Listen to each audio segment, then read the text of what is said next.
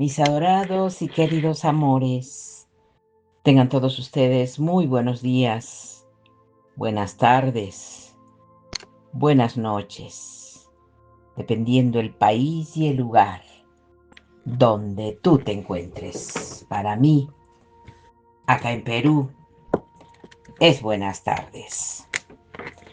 Hoy día, mis queridos amores, una vez más, ocupándonos de la Biblia etíope, porque ustedes saben que es la única Biblia que es verídica y donde todos sabemos la verdad. Nadie nos puede mentir, nadie nos puede engañar. Entonces, aprovechando de todas estas verdades, quiero compartirles a todos ustedes una gran verdad que nos dejó para todos nosotros nuestro Señor Jesús. Él habló sobre el anticristo 33 años después de Cristo, y sus palabras siempre han sido ignoradas. En ese entonces, él se expresó de una manera correcta, precisa y bien concisa. Y es por eso que hoy día quiero compartirles esas palabras para que todos ustedes nos demos cuenta de que ya estamos en esos momentos. Y ahora sí, quiero empezar la narrativa del día de hoy, mis corazones. Vamos a ocuparnos del templo de Jerusalén. Son más de 40 toneladas que pesaba en promedio cada bloque de piedra del templo de Jerusalén.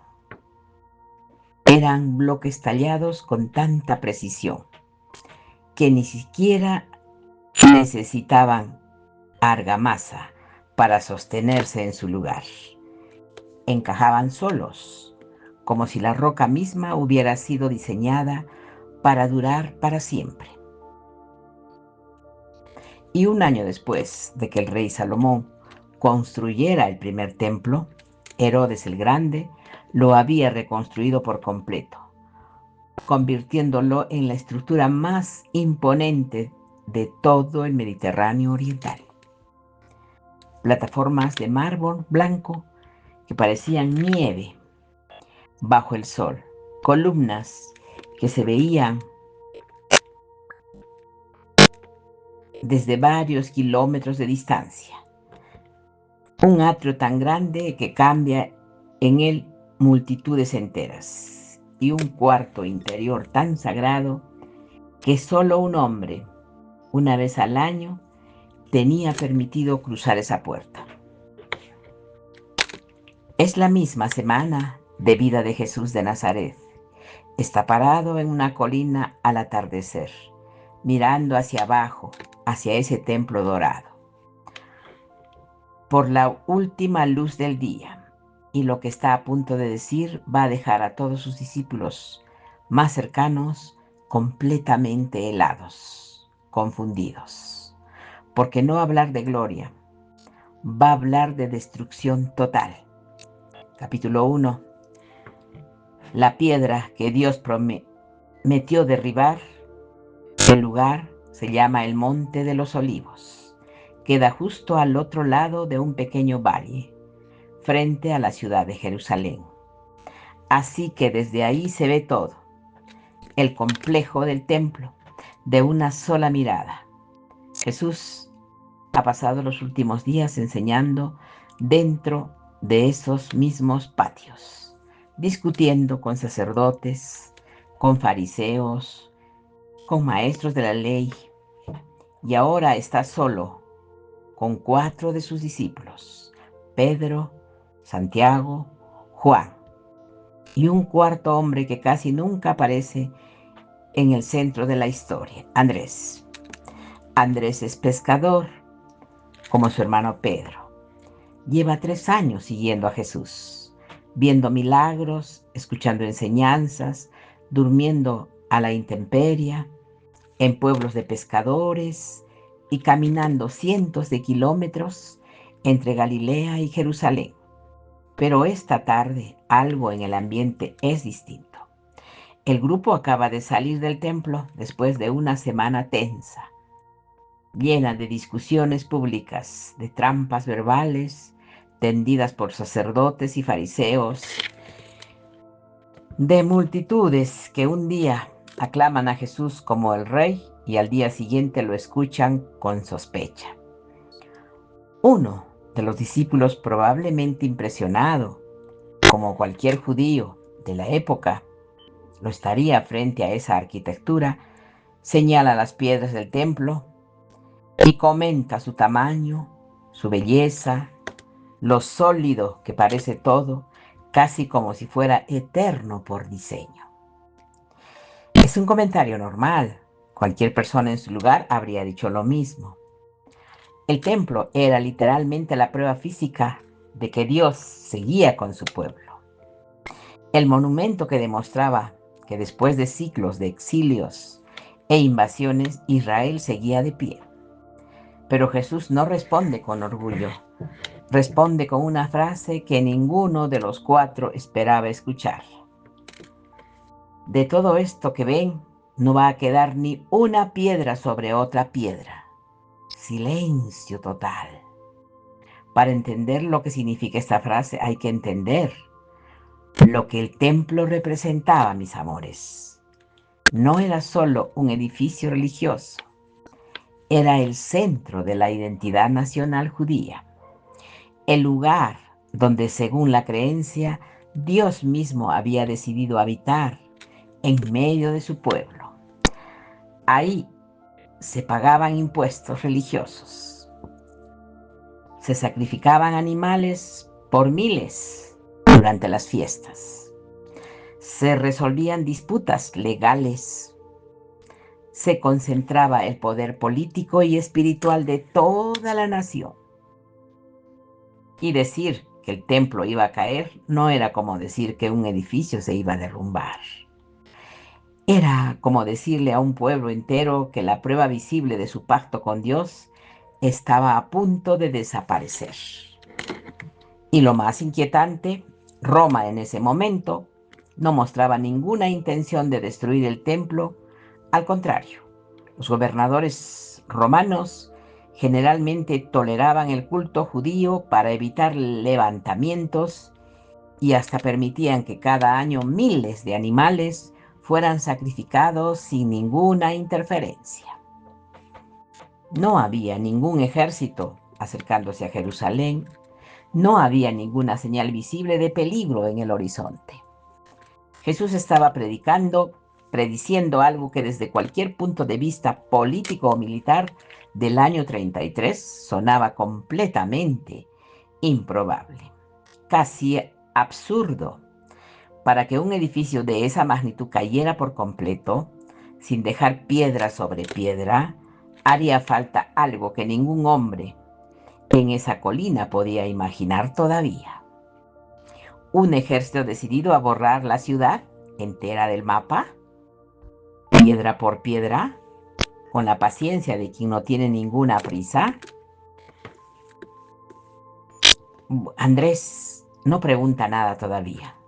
Camina en silencio, procesando lo que acaba de escuchar, mientras que el resto del grupo sigue subiendo por las laderas del monte hasta encontrar un lugar apartado, lejos de las multitudes que bajan de Jerusalén, y es ahí donde ya todos sentados, ya en privado,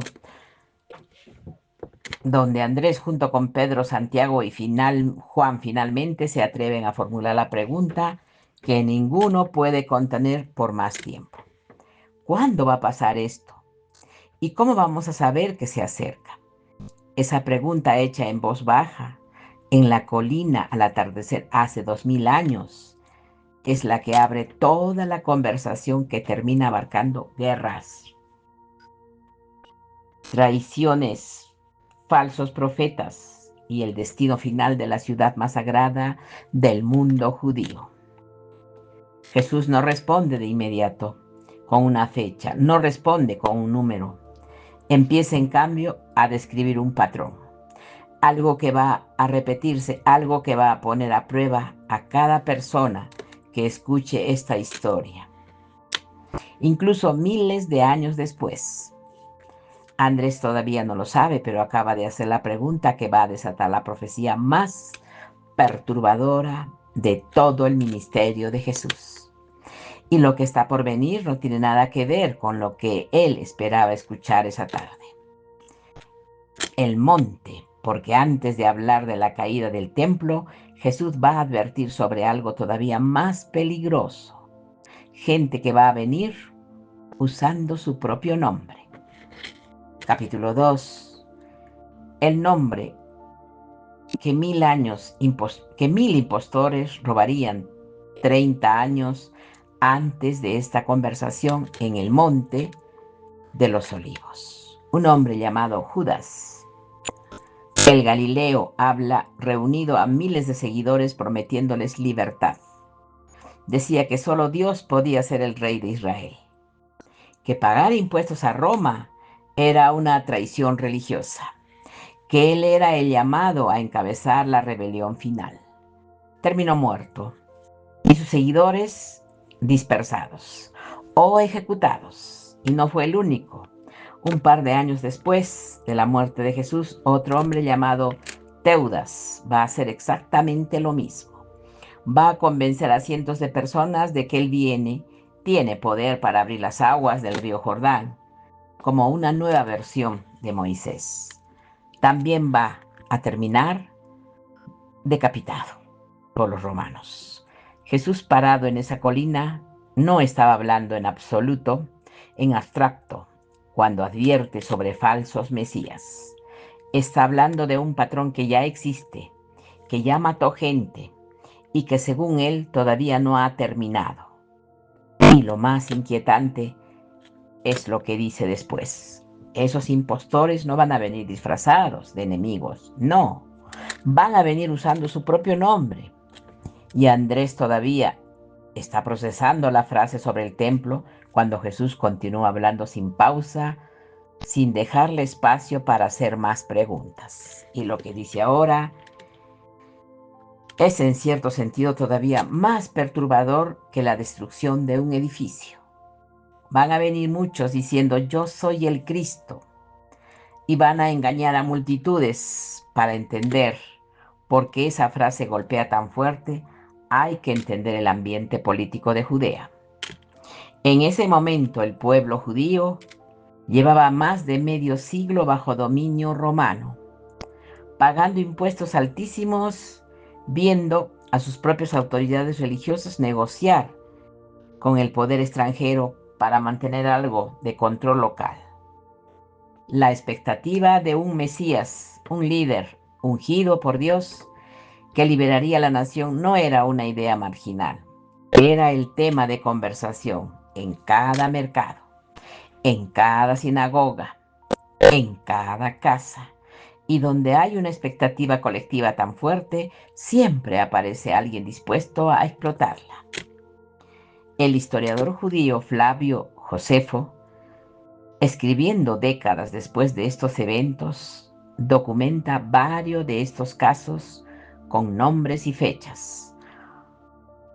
Hombres que se proclamaban libertadores, que prometían milagros, que reunían ejércitos improvisados de campesinos desesperados y que terminaban casi siempre en masacres ordenadas por gobernadores romanos, nerviosos ante cualquier señal de rebelión, porque miles de personas comunes pagaron con su vida la fe puesta en hombres que resultaban ser exactamente lo contrario de lo que prometían. Familias enteras vendieron lo poco que tenían para seguir a estos líderes hacia el desierto, convencidas de que estaban a punto de ver el cumplimiento de siglos de promesas profundamente arraigadas en su cultura. Y cuando la promesa se rompía, no solo perdían la vida, perdían también la fe en la posibilidad misma de que algún día llegará un verdadero libertador. Mas Jesús no se detiene. En el peligro político de seguir a un falso líder va más allá. Por tanto, la advertencia que está construyendo no es solo tengan cuidado con los mentirosos, es algo más incómodo. Incluso dentro de su propio movimiento, incluso usando su propio nombre, va a haber quien engañe a la gente que confía en él. Andrés siente un nudo distinto en el estómago. Él mismo ha visto en los últimos 3 años a multitudes seguir a Jesús, esperando un gran golpe político inmediato. Gente que quiere que tome Jerusalén por la fuerza, que expulse a los romanos. Ese mismo día que se corone rey, ahí mismo frente al templo, recuerda en particular una tarde junto al lago de Galilea, después de la multiplicación de los panes, cuando la multitud intentó proclamar a Jesús rey por la fuerza y él tuvo que escapar, solo de noche para evitarlo. Si tantas personas ya están dispuestas a malinterpretar a Jesús, intentando el presente vivo, hablando con ellos, ¿dónde está? Directamente, ¿qué va a pasar cuando él ya no esté? ¿Quién va a evitar que alguien use exactamente esas mismas palabras, ese mismo nombre, para construir algo completamente distinto? Y la pregunta no es retórica, mis amores. Es literalmente lo que Jesús estaba respondiendo sin que nadie se la haya formulado. Todavía en voz alta, el peof llega en forma de instrucción y no de consuelo. No lo sigan. No corran detrás de cada voz que diga aquí está, allá está. Esto suena simple, dicho así, en una colina tranquila al atardecer, pero Andrés, que ha visto el fervor de las multitudes enteras gritando nombres de libertadores, sabe que en el momento real, en medio del caos, en medio de la esperanza desesperada por una salida, distinguir la voz verdadera de la falsa va a ser mucho más difícil de lo que esa instrucción deja sonar. Jesús todavía no ha terminado. Lo que viene después de esto no es otro nombre falso ni otro impostor con seguidores. Es algo que ninguno de los 4 discípulos esperaba escuchar. Esa tarde, una frase tomada de ese libro escrito 400 años antes, una frase que ya se había cumplido una vez en la historia de Israel y que según Jesús está a punto de cumplirse otra vez. Andrés reconoce la primera palabra apenas Jesús la pronuncia, y ese reconocimiento es justo lo que lo deja completamente helado, confundido. Capítulo 3, la profecía que había matado una vez la abominación desoladora. Esa es la frase exacta que sale de la boca de Jesús. Y es la primera vez en toda la conversación que Andrés ve a los otros 3 discípulos, Pedro, Santiago y Juan, reaccionar al mismo tiempo con la misma expresión de alarma. No es una frase inventada por Jesús. En ese momento es una cita directa de un libro que cualquier judío educado en las Escrituras conocía la memoria, del libro de Daniel, escrito casi 400 años antes, durante uno de los periodos más oscuros de la historia de Israel. Y para entender por qué esas 3 palabras provocan pánico, hay que volver más de 3 siglos atrás, a un rey griego llamado Antíoco IV, que gobernaba sobre Judea como parte de su imperio heredado de Alejandro Magno. Antíoco no se limitó a cobrar impuestos o exigir lealtad política. Decidió borrar la identidad religiosa judía por completo. Prohibió la circuncisión bajo pena de muerte. Prohibió guardar el sábado. Quemó copias de las escrituras sagradas en las plazas públicas. Y en el año 167 antes de Cristo hizo algo que ningún gobernante anterior se había atrevido a hacer. Entró al templo de Jerusalén, en el lugar más sagrado del edificio, y levantó un altar de Zeus. Encima de ese altar, según los registros judíos de la época, sacrificó un cerdo, el animal más impuro que existía dentro de la ley judía. Esa profanación tiene un nombre. Y en el libro de Daniel, la abominación desoladora, una frase que describe literalmente algo impuro y idolátrico, colocado en el lugar más sagrado posible, provocando que en ese lugar quede vacío de la presencia que se suponía debía habitarlo. El pueblo judío no se quedó quieto. Una familia de sacerdotes, los macabeos, encabezó una revuelta armada en contra de todo pronóstico militar. Logró expulsar a las fuerzas griegas y volver a purificar el templo. La resistencia comenzó con un solo anciano, Matatías, negándose a sacrificar a los dioses griegos frente a sus propios vecinos, y terminó convirtiéndose en una guerra de guerrillas que duró años, liberada en colinas y cuevas por hombres que nunca habían sido soldados profesionales. Esa victoria todavía se celebra hoy cada año en la fiesta de Hanukkah. Para cualquier judío escuchando a Jesús esa tarde, la abominación desoladora no era un concepto teórico, era historia reciente, era memoria familiar, era la prueba de que Dios había permitido y después corregido la profanación más grave que su pueblo había sufrido. Mas ahí está el problema que deja a Andrés sin palabras. Si esa profecía de Daniel ya se cumplió, si ya pasó hace siglos y el pueblo ya la superó con una victoria heroica, ¿por qué Jesús la repite como si todavía estuviera por venir? Por tanto, lo que Jesús está diciendo no es que el pasado se repita por accidente. Está diciendo que esa profecía tiene más de una capa, más de un cumplimiento que el patrón de profanación. Traición espiritual y desolación que ya ocurrió una vez con Antíoco va a volver a ocurrir en una forma todavía no revelada completamente, antes de que termine esta generación. Esto cambia por completo la naturaleza del peligro. No se trata de un evento histórico aislado que ya quedó atrás, cerrado, archivado.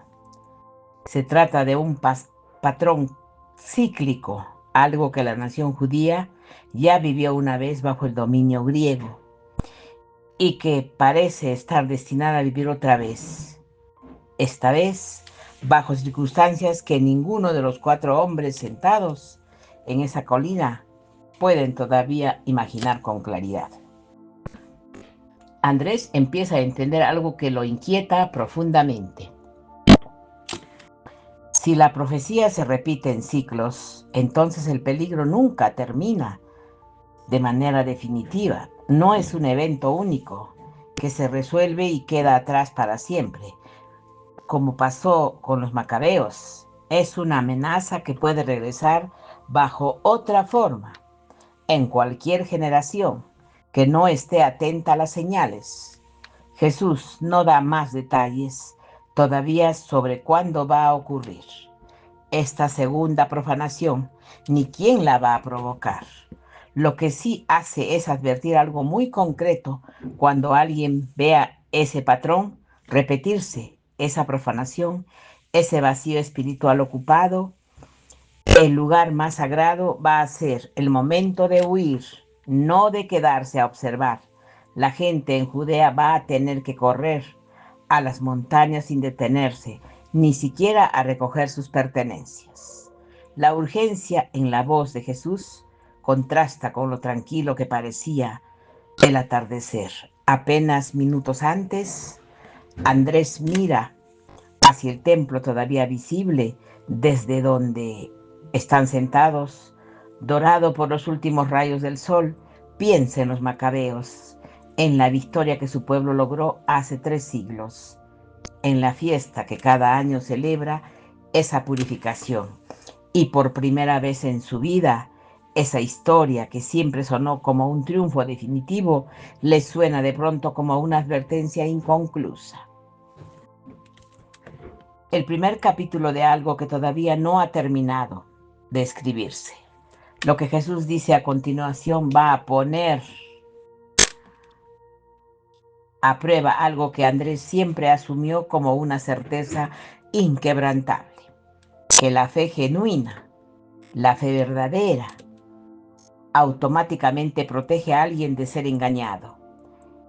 Esa certeza está a punto de derrumbarse frente a él, en la misma colina, en la misma conversación. Capítulo 4. El milagro que no demuestra nada. Surgirán falsos cristos y falsos profetas, y harán señales y prodigios tan convincentes que podrían engañar incluso a los elegidos. Andrés escucha esa frase y siente algo que no había sentido en los 3 años de haber estado siguiendo a Jesús. Miedo de sí mismo, porque hasta ese momento su entendimiento del peligro espiritual era simple. Los falsos profetas se reconocen, porque sus milagros son falsos, sus palabras son huecas, su poder no viene de Dios. Pero Jesús no está diciendo eso, está diciendo algo mucho más incómodo. Estos impostores van a hacer señales reales, prodigios que van a parecer genuinos, lo suficientemente convincentes como para engañar incluso a la gente que de verdad sigue a Dios. Con sinceridad, esto contradice una suposición que cualquier persona religiosa de esa época y de cualquier época quiere creer profundamente, que la fe verdadera funciona como una especie de escudo automático, que alguien sincero, alguien que ora, alguien que conoce las escrituras simplemente no puede ser engañado, porque Dios no lo permitiría. Jesús está rompiendo esa suposición frente a los 4 discípulos más cercanos de su propia cara, sin suavizar el golpe. Porque si tú crees que la fe genuina no garantiza que nunca vayas a ser engañado, yo necesito que te des cuenta de eso, porque justo estamos viviendo esos momentos. Ahora necesitamos entender que esa pregunta puede quedar marcada, porque hay muchos que está sucediendo, que están siendo confundidos. Tenemos que recordar que en el mundo de Judea, en el siglo I, estaba lleno de hombres que ofrecían señales sobrenaturales como prueba de autoridad espiritual, magos, itinerantes, exorcistas profesionales, taumaturgos que cobraban por sanar enfermedades o predecir el futuro. Todos ellos circulaban entre las mismas ciudades donde Jesús predicaba, ofreciendo experiencias que la gente común no podía distinguir fácilmente de un milagro genuino. Alguno de estos hombres viajaba con seguidores propios, cobraban monedas por cada sanación y construían reputaciones que duraban años antes de ser desmentidas, si es que alguna vez llegaban a hacerlo. No existía manera de verificar científicamente el origen de un poder sobrenatural. Si alguien curaba a un ciego en la plaza pública, la multitud no tenía herramientas para preguntar de dónde venía exactamente ese poder. Ni laboratorios, ni métodos, ni nada parecido a una autoridad neutral capaz de investigar el fenómeno. Mas el peligro que describe Jesús no es solo la confusión técnica entre un truco y un milagro real. Por tanto, lo que está advirtiendo es algo más profundo, que va a existir poder genuino, prodigios genuinamente sobrenaturales puestos al servicio de un engaño, no estafadores de feria, algo con capacidad real, asombrar, de convencer, de generar fe verdadera, pero dirigida hacia la persona equivocada. Andrés piensa que el dilema que esto representa para cualquier creyente honesto, si un milagro real prueba suficiente de que algo viene de Dios, ¿qué herramienta le queda a una persona común para distinguir lo verdadero de lo falso? La pregunta lo incomoda porque no tiene una respuesta fácil, inmediata, que pueda aplicarse mecánicamente en cualquier situación. No es como reconocer una moneda falsa por su peso o su sonido al caer sobre una mesa de piedra. Esto exige algo mucho más difícil de medir: discernimiento sostenido en el tiempo, atención constante a la coherencia entre lo que alguien promete y lo que realmente entrega. Jesús no está entregando una fórmula de 3 pesos para detectar impostores. Está entregando, en cambio, una advertencia sobre la magnitud del riesgo, algo que exige discernimiento constante, no una sola revisión de credenciales, perdón. Esto golpea especialmente fuerte porque contradice la expectativa de consuelo que cualquiera tendría al hacerse la pregunta original sobre el fin del templo. Andrés esperaba quizás una respuesta que le diera seguridad, una fecha clara, una señal inequívoca, algo que le permitiera prepararse con anticipación exacta. En cambio, recibe una advertencia que apunta hacia adentro, hacia su propia capacidad de juicio, hacia la posibilidad real de que él mismo o cualquiera de sus compañeros puede equivocarse de buena fe. Lo que hace este momento todavía más inquietante es que Jesús no excluye a nadie de ese riesgo. No dice: ustedes 4 están a salvo, porque me conocen personalmente. No dice: los que han visto mis milagros directamente. Nunca podrían ser engañados. La advertencia es general.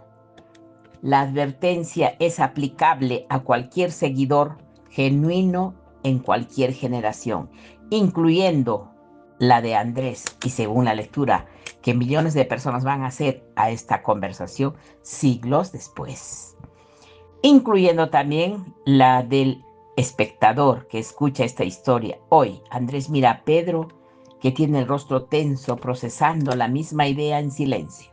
Ninguno de los 4 se atreve a preguntar lo obvio. ¿Cómo se supone que reconozcamos el engaño si va a parecer idéntico a lo real? Jesús, sin embargo, no deja la conversación suspendida.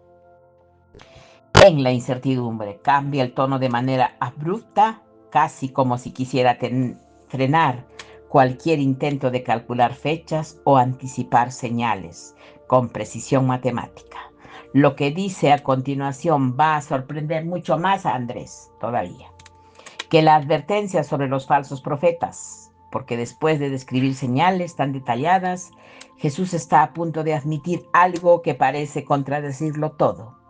Lo que acaba de explicar capítulo 5, lo que ni los ángeles saben, pero de ese día y esa hora nadie sabe, ni siquiera los ángeles del cielo.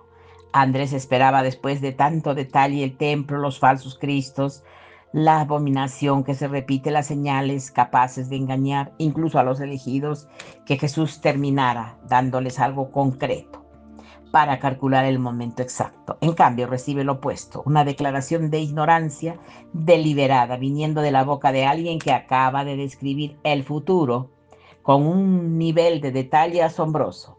Esto desconcierta a Andrés de una manera muy específica, que ni siquiera los ángeles, seres que según todo lo que él ha aprendido en la sinagoga desde niño, existen en una dimensión espiritual superior. Mensajeros directos de Dios, conocen el momento exacto. ¿Qué posibilidad tiene un ser humano de calcularlo con exactitud? La jerarquía que Andrés siempre asumió como obvia, donde los seres celestiales tienen acceso a información que los humanos no tienen, queda invertida frente a sus ojos. Aquí el conocimiento exacto del momento final está reservado, deliberadamente fuera del alcance de prácticamente todos. Jesús ilustra cada idea con una comparación que cualquier persona judía de la época conocía perfectamente: la generación de Noé. En esa historia contada generación tras generación en cada hogar judío, la gente seguía con su vida diaria, comiendo, bebiendo, casándose, planeando cosechas, construyendo casas, completamente ajena a la catástrofe que se aproximaba.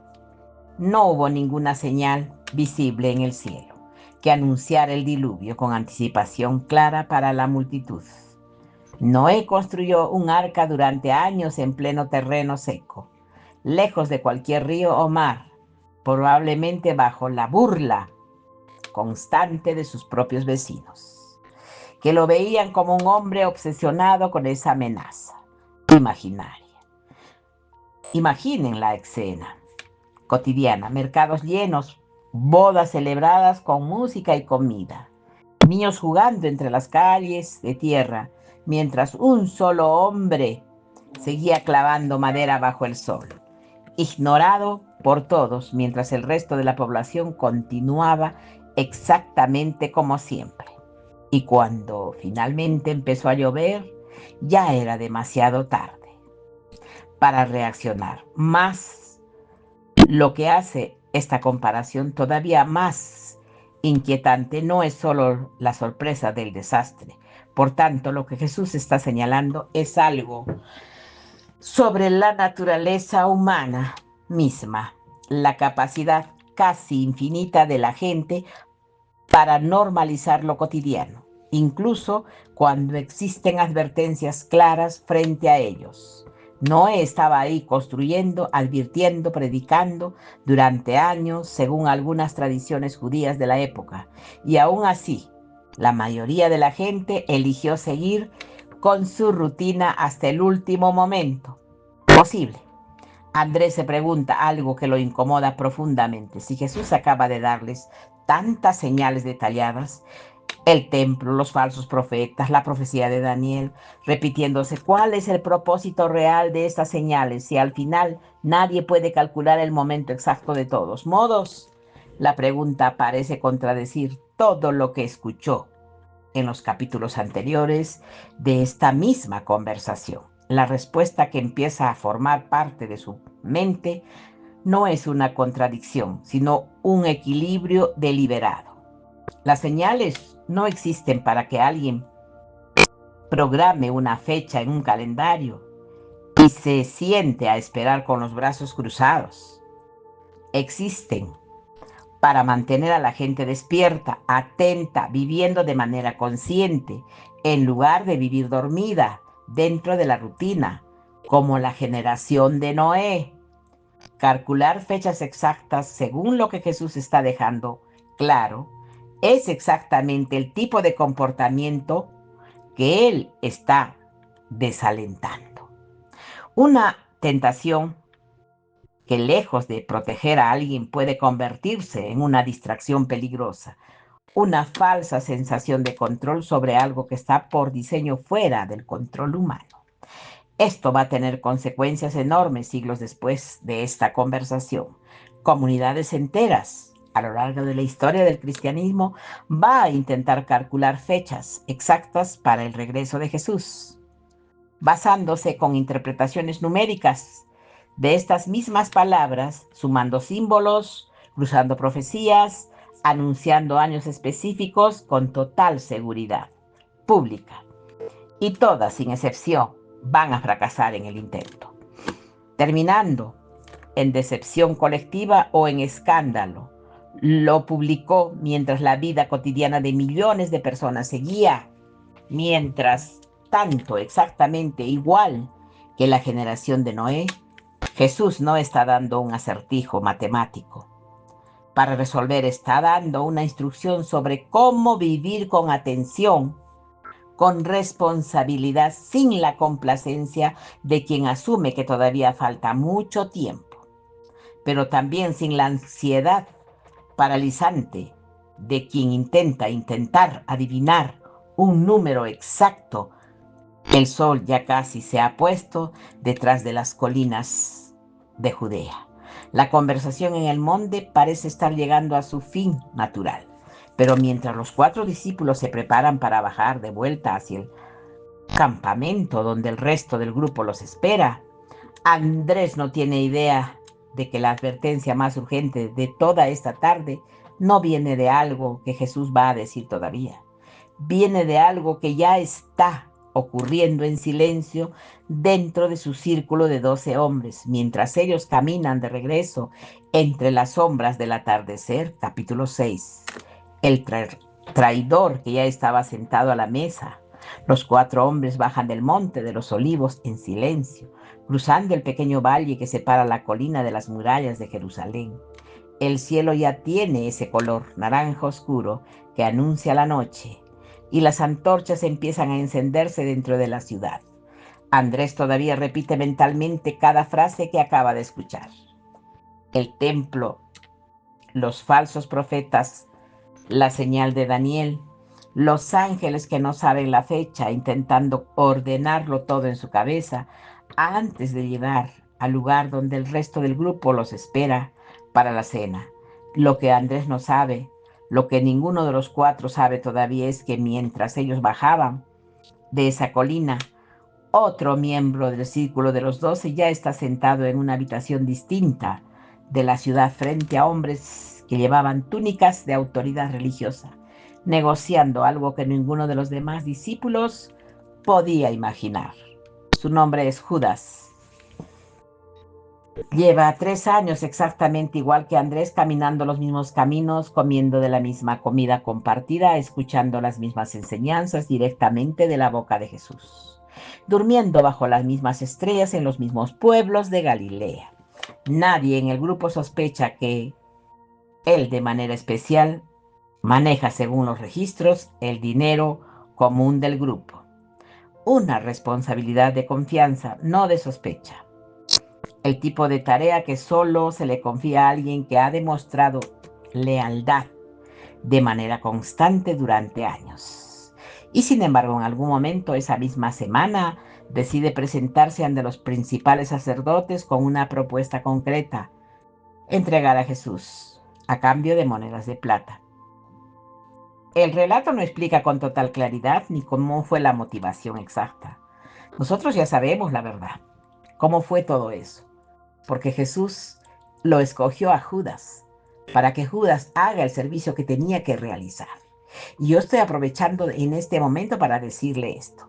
Algunas interpretaciones señalan decepción política, la esperanza de que Jesús liderara una rebelión armada contra Roma. Mentira. Todo eso es mentira. Son puros discursos. Nosotros ya sabemos que Jesús escogió a Judas para que hiciera y lo entregara a él, para que se cumpliera la profecía tal como ha sido descrita, mis amores. Así es que las señales coinciden. Hay una mezcla de muchas cosas que yo prefiero en este momento ocuparme de decirles todo esto. Y así fue. Aquí fue el momento más perturbador, que todos ellos no lo sabían, pero Jesús y Judas ya sabían lo que tenían que hacer. Ya ustedes saben que Jesús acaba de dar una colina, unas advertencias, pero nadie sabe de lo que va a pasar en estos momentos.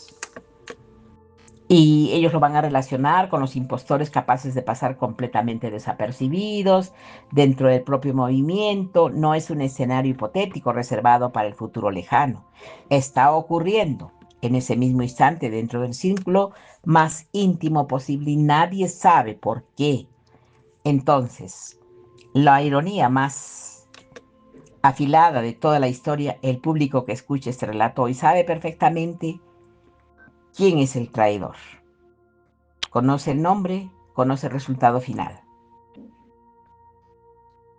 Sabemos todos que Judas hizo un convenio con Jesús para consumar la traición. Y ya sabemos también después que el remordimiento a él lo consumió. Vamos a narrar, vamos a intentar hablar claro sobre esto, mis amores. Lo que quiero decirles, mis amores, que lo que ninguno de los 12 hombres reunidos esa noche pueden imaginar, que en cuánto tiempo va a tardar el resto de las palabras dichas por Jesús en la colina en cumplirse por completo, porque la advertencia sobre el templo no era simbólica, ni metafórica, ni espiritual. En un sentido abstracto, iba a cumplirse de manera literal con ejércitos reales, con fuego real, exactamente 37 años después de esta misma conversación. Capítulo 7. El día en que cada piedra cayó, como él dijo, años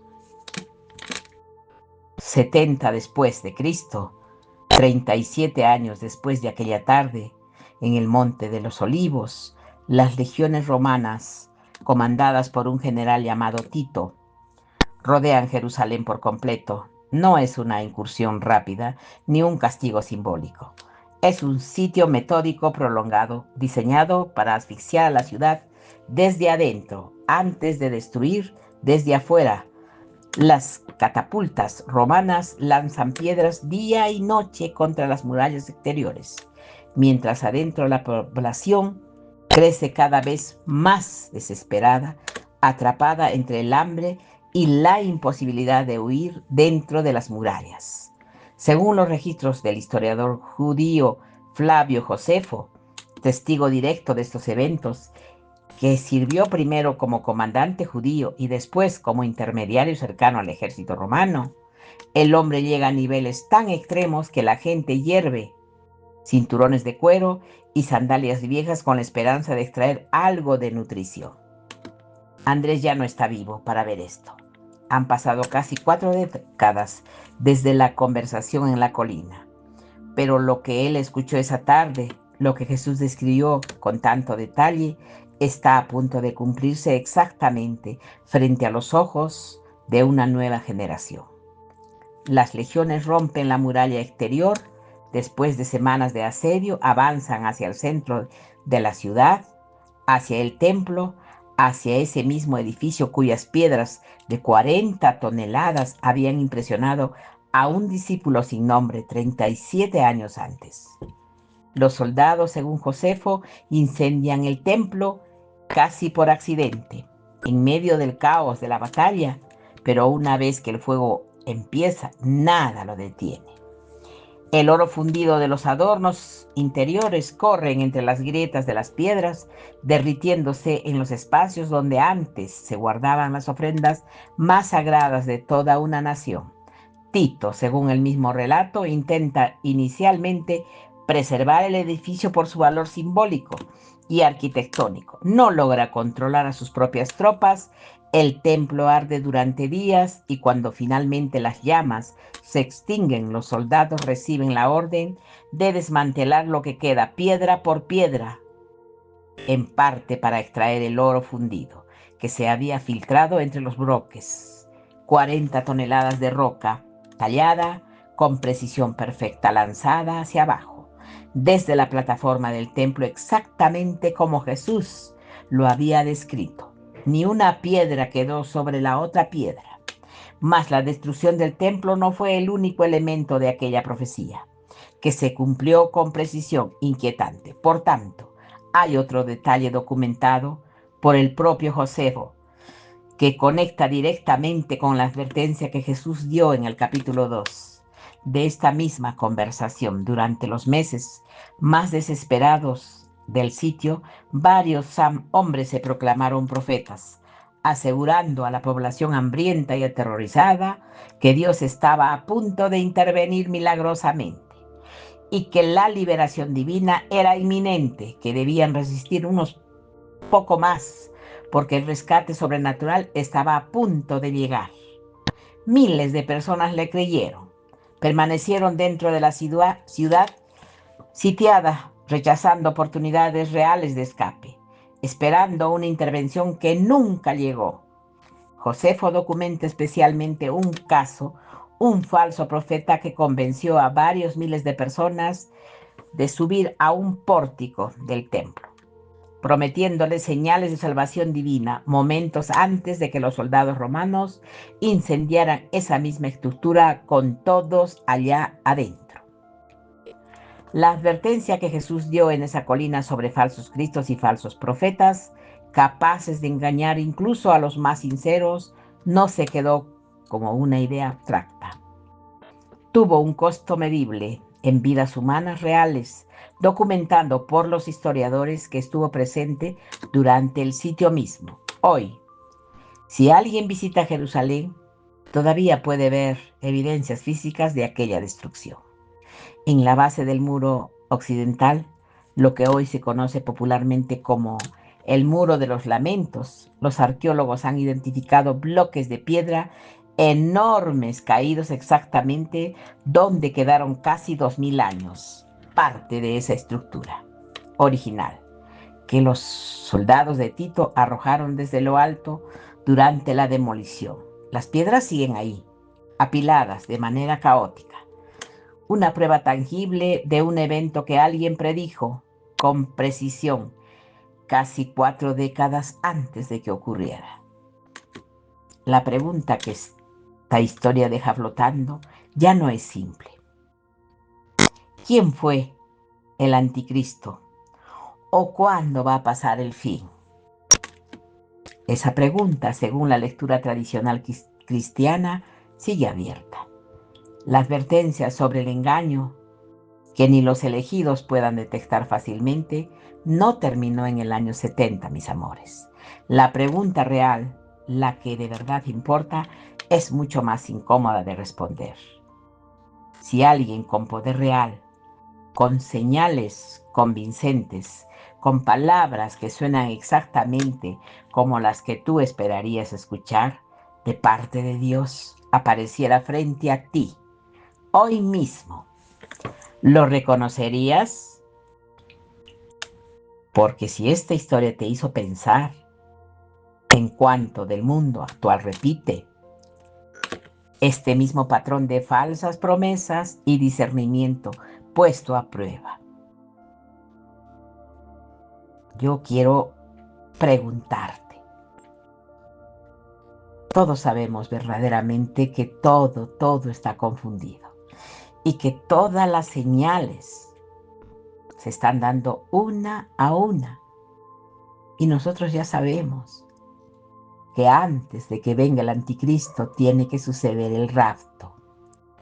Y los que se queden en la tierra son los que van a disfrutar la venida del anticristo y van a tener que darle, como se dice, su voto para que puedan comer, para que puedan seguir, así como lo que hicieron con nosotros hace varios añitos atrás. Y si no lo haces, vas a perecer. Por eso, para dejarte algo un poquito más claro, quiero narrarte algo. Un hombre que estuvo sentado en esa misma mesa, compartiendo el mismo pan, y que decidió traicionar todo lo que había construido durante 3 años. Pero ese hombre que estoy narrándoles se trata de Judas. Y yo voy a buscar el Evangelio etíope de Judas, donde verdaderamente, ¿por qué Judas? Porque era muy inteligente. Nuestro Señor Jesús le pidió que le apoyara y le ayudara para que sucedieran las cosas de esa manera. Pero ahora, mis amores, en este momento lo que tenemos que hacer todos es abrir los ojos, es darnos cuenta que nos están tratando de confundir por todos los lados. Yo les pido de todo corazón que reflexionemos, que dejemos todas las cosas efímeras, todas las cosas que de alguna manera nos hacen salir del lado normal. No pisemos el palito de la discordia, del miedo, del temor, de las peleas, de los errores que antes hemos cometido y que ahora ya no lo podemos hacer. Tenemos que preocuparnos de llenar nuestra lámpara con aceite. Tenemos que estar despiertos. Tenemos que estar con el corazón contrito, esperando la venida de nuestro Salvador. Es entonces el momento ahora que todos debemos entender que nosotros, los que vamos a ser arrebatados, no vamos a ver al anticristo. Eso del anticristo se queda para las personas que se van a quedar aquí en la tierra. Nosotros vamos a subir al cielo y vamos a regresar cuando nuestro Señor Jesús venga en su segunda venida. Y vamos a acompañarlo a Él como junto a la corona de ángeles que van a venir con Él. Entonces estemos tranquilos, preparemos nuestra lámpara y llenémoslas de aceite con buenas obras y acciones, mis amores. Para mí ha sido un placer muy grande estar con todos ustedes. Ustedes saben que yo los amo. Besitos. Hasta prontito. Chao. Permiso.